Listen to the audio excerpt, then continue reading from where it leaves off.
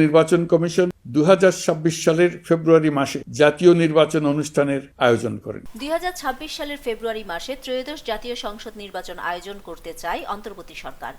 এজন্য অন্তর্বর্তী সরকারের পক্ষ থেকে প্রধান নির্বাচন কমিশনারের কাছে চিঠি পাঠানো হবে, যেন নির্বাচন কমিশন আগামী রমজানের আগে 2026 সালের ফেব্রুয়ারি মাসে জাতীয় নির্বাচন অনুষ্ঠানের আয়োজন করে। প্রধান উপদেষ্টা অধ্যাপক মোহাম্মদ ইউনুস আজ মঙ্গলবার জাতির উদ্দেশ্যে ভাষণে একথা বলেছেন। জুলাই গণ অভ্যুত্থানের 1 বছর পূর্তির দিন রাত 8:20 জাতির উদ্দেশ্যে ভাষণ দেন প্রধান উপদেষ্টা।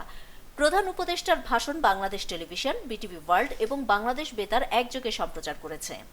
এর আগে আজ বিকেলে জাতীয় সংসদ ভবন এলাকায় জুলাই ঘোষণাপত্র পাঠ করেন তিনি। জাতীয় সংসদের দক্ষিণ প্লাজায় তিনি এই ঘোষণাপত্র পাঠ করেন। আসুন নতুন বাংলাদেশ গড়ার প্রথম বড় পরীক্ষায় সফলভাবে উত্তীর্ণ হই। নিউজ ডেস্ক, দৈনিক পূর্বকোণ।